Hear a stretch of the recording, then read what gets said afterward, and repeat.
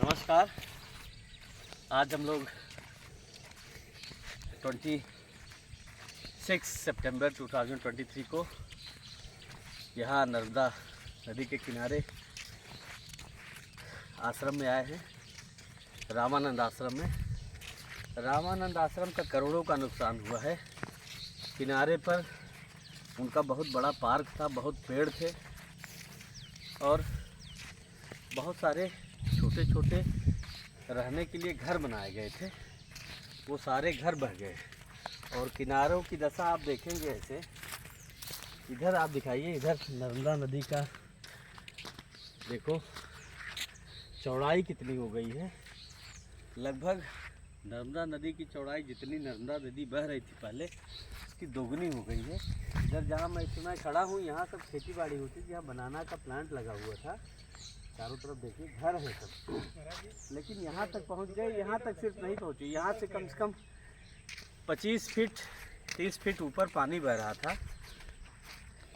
जो 17 सितंबर 2023 को जल आपदा आई थी डैम के खुलने से, उसमें ह्यूमन एरर भी कहा जा सकता है, क्योंकि रात को डैम ओपन हुआ और सुबह 7 बजते पूरा पानी भर गया। किसी को बाहर निकलने का चांस नहीं मिला, जिसमें लोग इस तरह से परेशान हुए कि बहुत सारे रामानंद आश्रम के ही बाजू में गौशाला है, जिसमें लगभग 10-15 गाय मर गई। अच्छा, सिर्फ ये मैं रामानंद की बात बता रहा हूँ। बाकी किनारे चूँकि ये मांगरोल गांव और ये रामानंद आश्रम ये सब टर्निंग पॉइंट पे है नर्मदा डिस्ट्रिक्ट के। ये राजपीपला के पास ये मांगरोल गांव टर्निंग पॉइंट पे है। आप इधर दिखाइए थोड़ा, देखिए कैसे टर्निंग पॉइंट पे यहाँ नदी बह रही है। इसकी वजह से यहाँ पे जो त्रासदी आई वो बुरी तरह से, लगभग ये पानी 8-9 घंटे तक रहा, बुरी तरह से रहा। बाकी और तो रहा, जाते जाते भी बहुत देर तक रहा, आते आते थोड़ा समय लगा। लेकिन सुबह जब लोग उठे तो पानी से निकलने का रास्ता नहीं था। लोग जहाँ थे वहीं फंस गए, जिसकी वजह से बहुत संकट की घड़ी आ गई। हला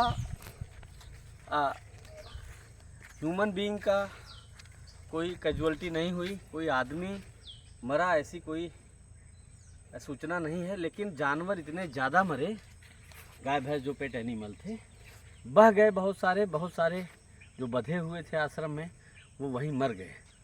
आज हम लोग निकले हैं, जहाँ से मैं लगभग मांगरोल से 1.5-2 किलोमीटर दूर है, पैदल ही हम लोग आए हैं। देख रहे हैं आज, इससे पहले तो आ नहीं पाया क्योंकि हमारे यहाँ भी हमारे स्कूल में बहुत सारा नुकसान हो गया था। देख रहे हैं जो कंडीशन अभी यहाँ की है नर्मदा नदी किनारे, ऐसे लगता है कि लोग ऐसे डरे हुए हैं कि यहाँ अब स्थायी रूप से निवास करने का वो सोचेंगे भी नहीं। तो राज्य सरकार से, भारत सरकार से निवेदन है कि यहाँ पे सड़कें और बिजली चलने लायक तो हो गई है सड़कें, लेकिन सड़कों पे सिर्फ कंक्रीट डाल के छोड़ दिया है। ये जैसे ठंडी का मौसम आएगा वो सारी कंक्रीट फिर से उड़ जाएगी और सड़क पूरी खाली हो जाएगी।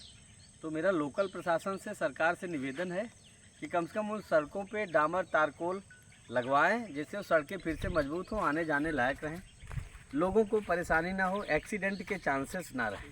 क्योंकि सड़कें जब ख़राब होती हैं तभी ज़्यादा एक्सीडेंट होते हैं। इसलिए इस समय गड्ढे बहुत हो गए बारिश की वजह से और बाढ़ की वजह से। सड़कों का निर्माण तेज़ी से कराएं, जिससे लोगों को आने जाने में सुविधा हो और कोई कैजुअलिटी ना हो, एक्सीडेंट के चांसेस कम हो। तो फिर से मेरा निवेदन है कि सरकार इस पे संज्ञान ले और जल्द से जल्द यहाँ सारी सुविधाएं, रोड, पानी, बिजली की करे, जिससे लोगों में जो रोष है, परेशानियां हैं लोगों की, वो सब दूर हो जाए। नमस्कार।